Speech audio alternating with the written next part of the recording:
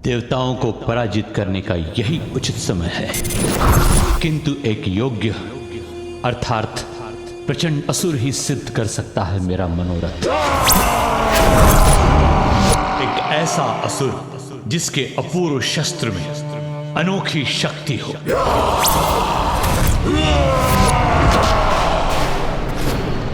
अंधकासुर, अंधकासुर, अंधकासुर।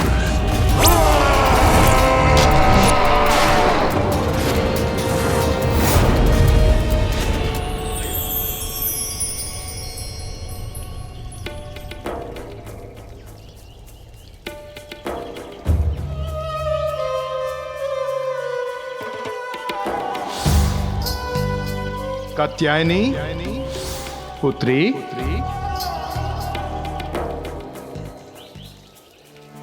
मैं कैलाश तो लौटकर नहीं जा सकती, किंतु मेरे पिता के निवास पर तो मेरा पूरा अधिकार है। रुक जाइए।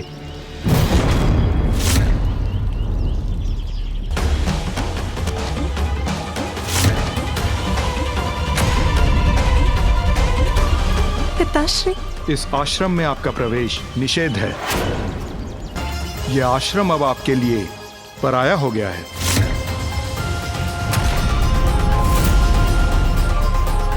पराया हो गया है? कैसे? मेरी भक्ति के फलस्वरूप और संसार के कल्याण हेतु आपने मेरी पुत्री के रूप में जन्म लिया, परंतु वास्तविकता में आप तो महादेव की अर्धांगिनी ही है ना। इसलिए आपकी वास्तविक शोभा महादेव के साथ ही है। कौन पिता अपनी पुत्री को अपनी दृष्टि से दूर करना चाहेगा, परंतु दुर्भाग्यवश पुत्री पराया धन होती है, इसलिए आपका कैलाश जाना ही उचित है।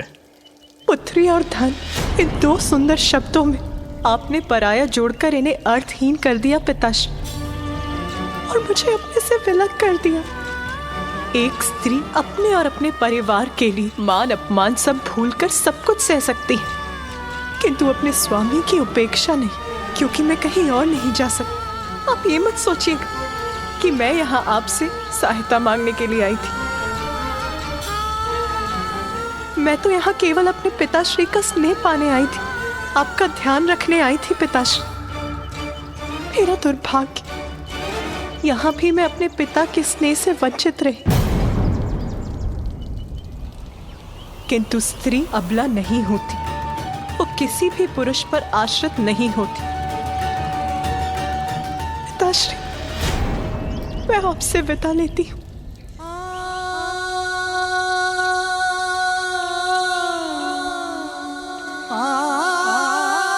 रुक जाओ पुत्री।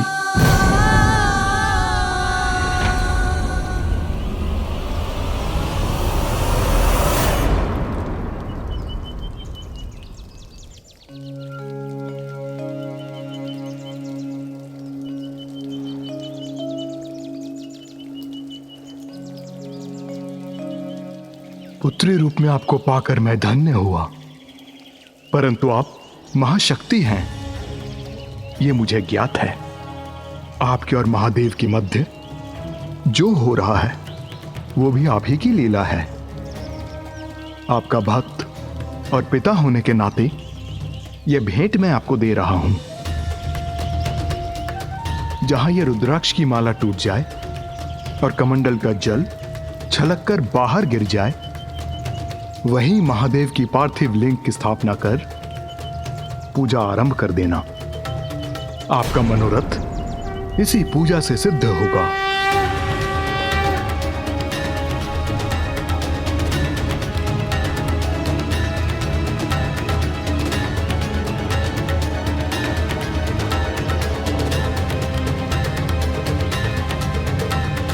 एक पुत्री के रूप में आपने मुझे अत्यंत ही सुखद पल दिए हैं, परंतु एक सुख से मुझे वंचित कर दिया।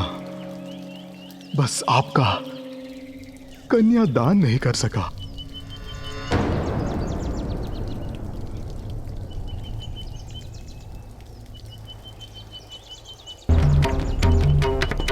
Inventa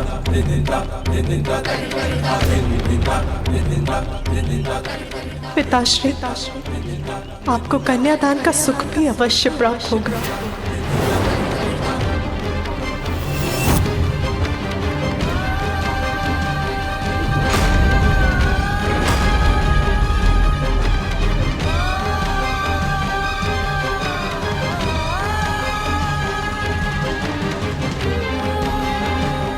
क्षमा करना पुत्री,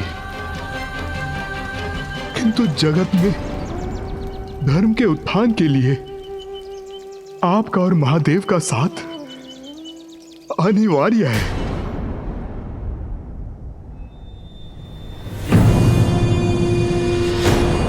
ये तो विशालकाय कूप है मेरे समक्ष। अंधकासुर यहां है।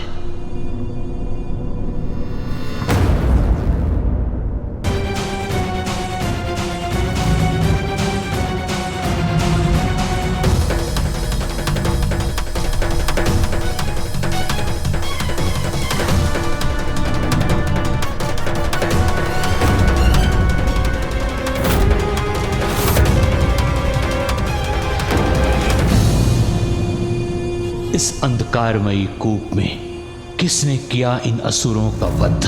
कौन है वहां? अंधकासुर ही तो नहीं? ये तो अंधकासुर ही है, किंतु इस कूप कारागार में क्यों है ये?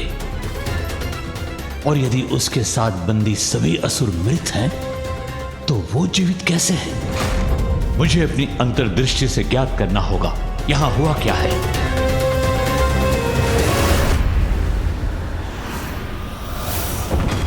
निर्बल!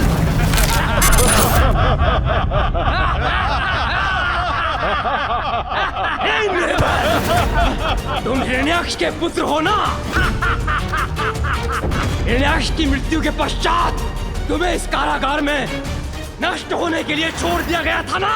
क्यों? इसलिए कि तुम्हारे नेत्रों पर वस्त्र बंधा है।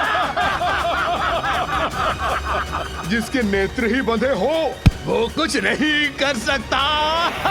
मारो इसे। ये असहाय असुर है, किसी कार्य के नहीं हो तुम। अरे असहाय असुर, यहाँ तुम कैसे सुरक्षित रहोगे?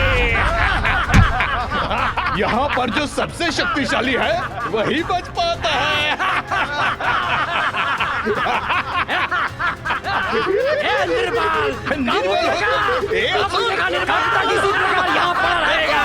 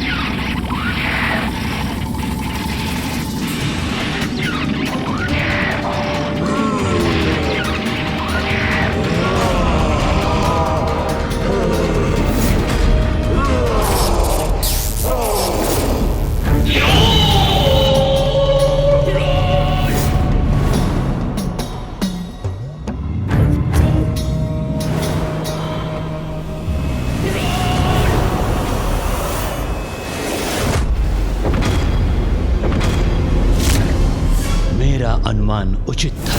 अंधकासुर ही है वो सुपात्र असुर जिसकी मुझे प्रतीक्षा थी। अंधकासुर, सुनो अंधकासुर, मुझे ज्ञात है कि तुम कौन हो। तुम एक महाशक्तिशाली असुर हो जिसका स्थान इस कूप में नहीं हो सकता। अब समय आ गया है अंधकासुर, तुम्हें बाहर आकर समस्त संसार को अपनी वास्तविक शक्ति का परिचय देने का। किंतु मैं ऐसा क्यों करूं? शक्ति, प्रसिद्धि, स्वर्ग और देवताओं पर विजय प्राप्त करने के लिए चुनाव तुम्हें करना है अंधकासुर। ब्रह्मांड पर राज करना चाहते हो या इसी कारागार के एकांत में मृत्यु प्राप्त करना चाहते हो? किंतु तुम हो कौन जो मैं तुम्हारी बात मानूं? मैं असुर गुरु शुक्राचार्य हूं, तुम्हारा भी गुरु। मैं तुम्हें सर्वशक्तिमान असुर बना सकता हूं। तुम्हारी सहायता से समस्त असुरों का पुनरुत्थान कर सकता हूं। कपटी देवताओं का विनाश कर उन्हें दंडित कर सकता हूं मैं।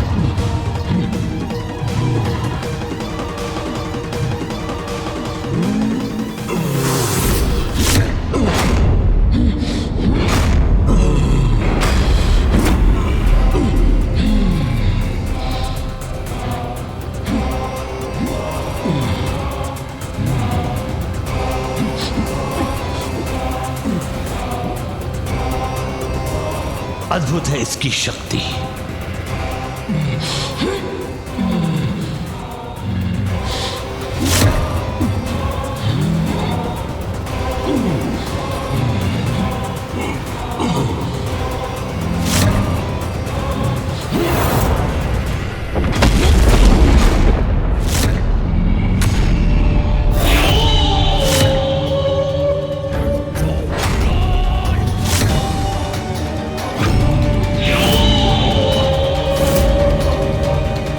कुछ भी असंभव नहीं इसके लिए।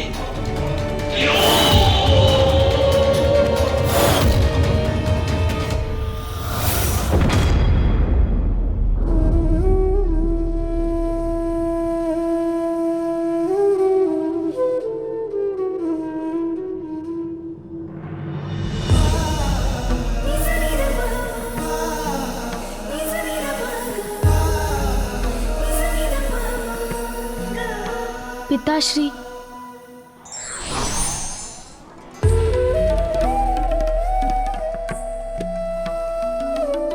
पिताश्री, पिताश्री तो कुछ सुन ही नहीं रहे। माँ के चले जाने से बहुत दुखी है पिताश्री।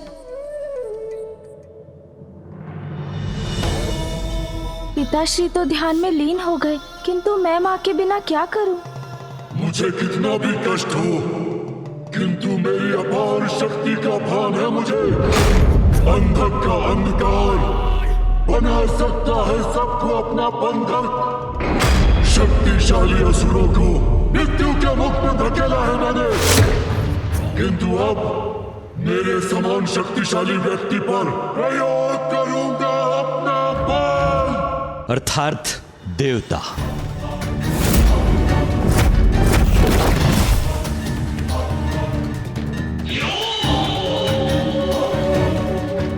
देवता नहीं,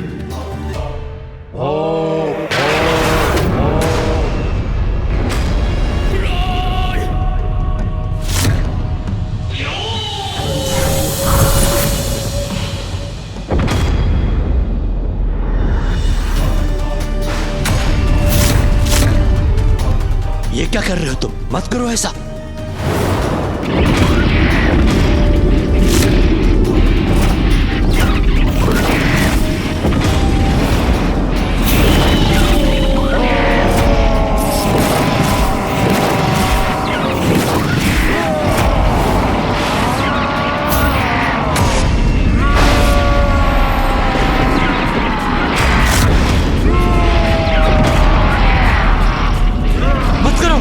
मत करो ऐसा।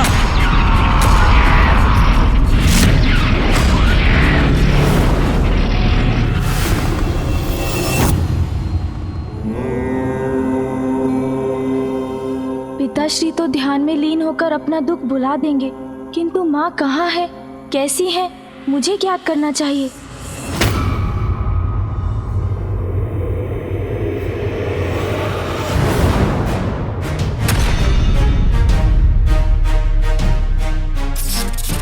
ये अंधकार, ऐसा भयंकर अंधकार तो मैंने तब भी देखा था जब मैं परशुराम जी के साथ गोलोक गया था। अवश्य ये अंधकार असुरों के जागृत होने की पूर्व सूचना है। मुझे शीघ्र माता पिता को एक साथ लाना होगा, तभी अच्छाई की बुराई पर विजय सुनिश्चित हो सकेगी। माँ,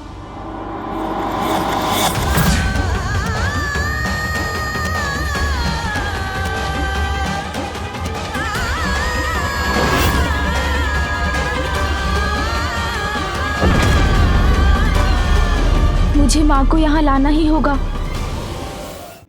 कैसी मूर्खता है ये?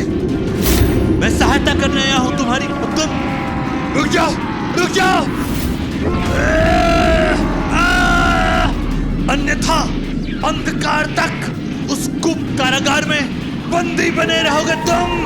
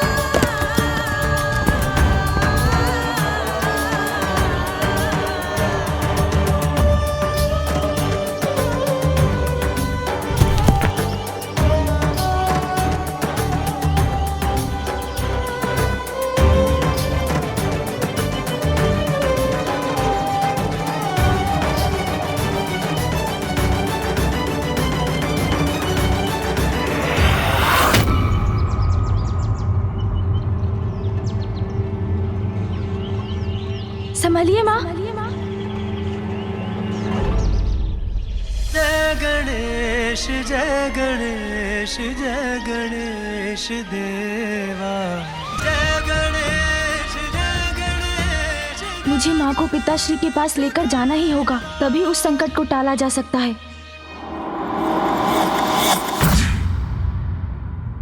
ये क्या कर रहे थे तुम? मेरी शक्ति असुरों का अंत करने में सक्षम है, ज्ञात है मुझे।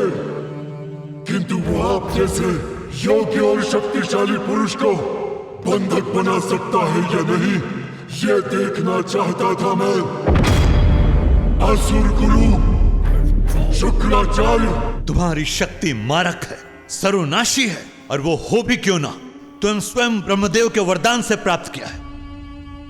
मेरे पिता की हत्या के भी पूर्व मैंने चतुर्मुख को प्रसन्न करने के लिए तप किया था और उनसे वरदान भी लिया था।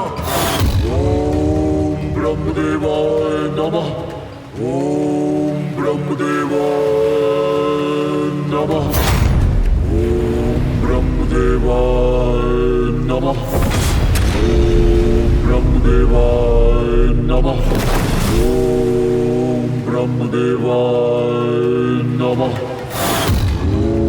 ब्रह्मदेवाय नमः, ओम ब्रह्मदेवाय नमः, ओम ब्रह्मदेवाय नमः।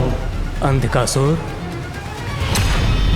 मैं ब्रह्मदेव तुम्हारी तपस्या से प्रसन्न हुआ। क्या वरदान चाहिए? वरदान दीजिए मुझे ब्रह्मदेव।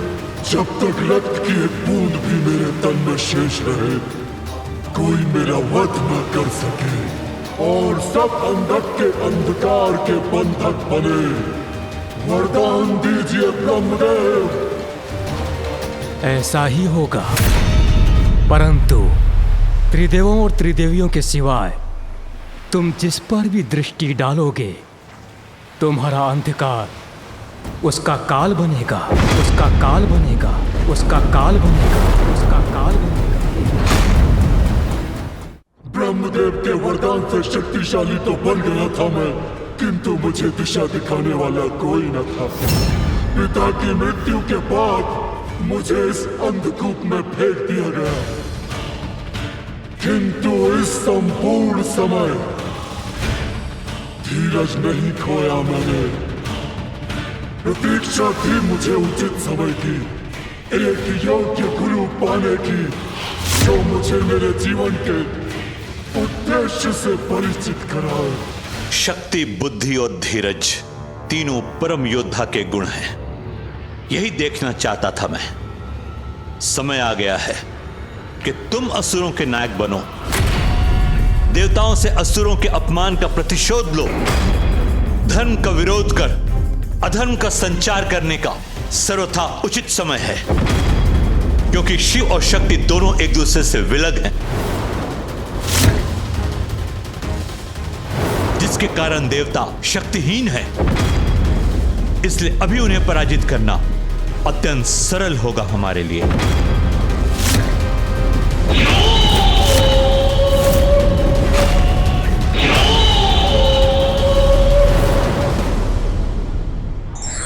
अवसर का लाभ लेना कायरता है, इससे हमें कुछ भी प्राप्त नहीं होता।